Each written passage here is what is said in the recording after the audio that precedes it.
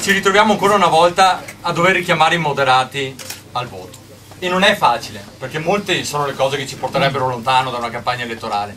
Però quando molti sono negativi, quando ci dicono, mi dicevano l'anno scorso quando sono stato eletto coordinatore provinciale del partito, che potevo tranquillamente starmene a casa perché tanto il partito non si sarebbe riuscito a costruire. Io non ci credo, cioè credo che c'era poca voglia di correre, c'era poca voglia di girare, c'era poca voglia di ricostruire le sezioni, e questo è stato un errore per troppi anni, un errore che ci ha lasciato in balia di un grande Berlusconi per molti anni. Avete visto cosa è successo, se non tornava 2 mesi fa in campagna elettorale probabilmente i sondaggi oggi sarebbero molto diversi.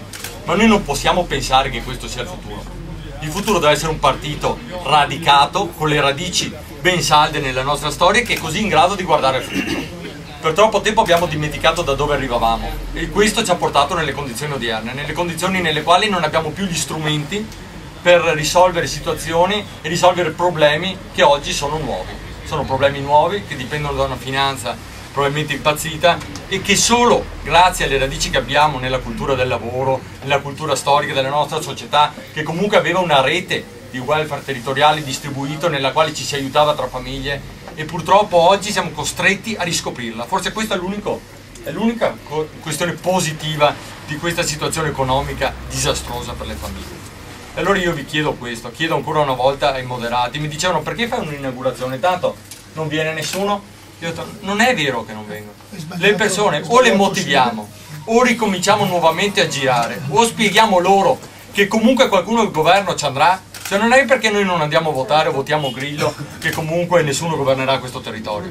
Andrà in mano a coloro per i quali molti hanno lottato negli anni perché non andassero al governo.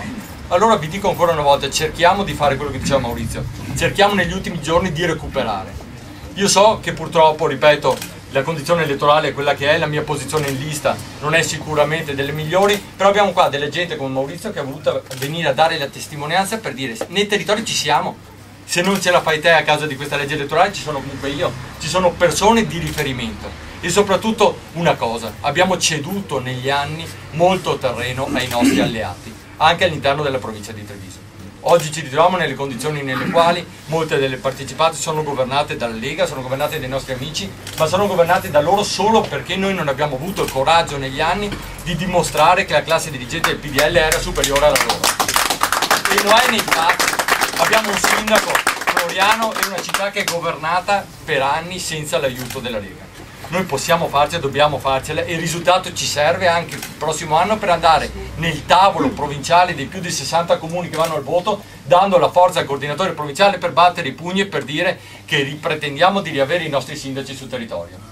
I nostri sindaci permetteranno di nuovo di avere il presidente della conferenza dei sindaci, ruolo che Floriano ha avuto per molti anni e che penso che meglio di lui nessuno potesse ricoprire, però ci ritroviamo in una situazione di svantaggio e che è stato dettato purtroppo da anni in cui il partito era stato governato in maniera individualistica.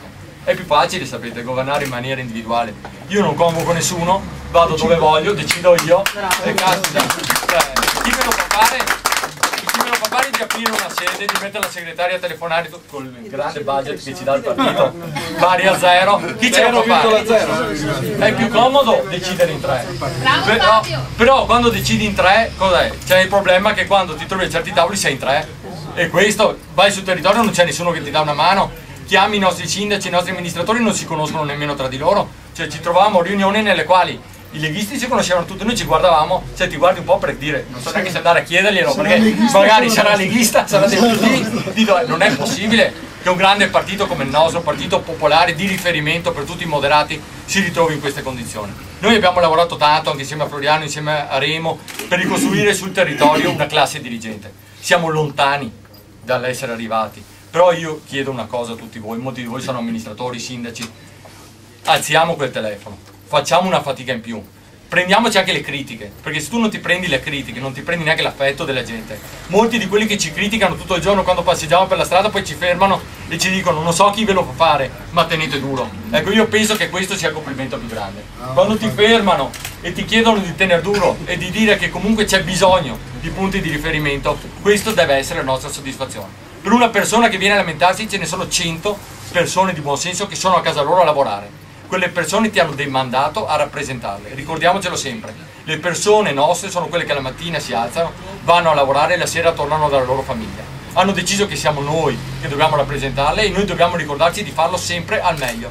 Non dobbiamo preoccuparci di chi si lamenta, non dobbiamo preoccuparci se in piazza vanno 100 persone, perché per 100 che vanno in piazza ce ne sono 10.000 a casa.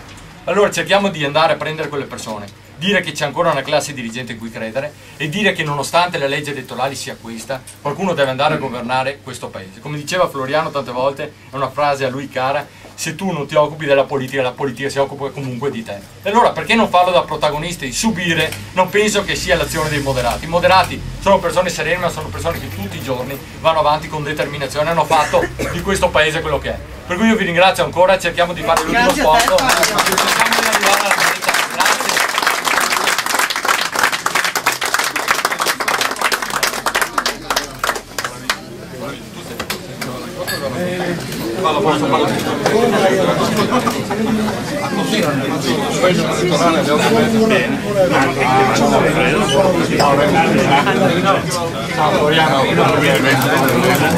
Grazie.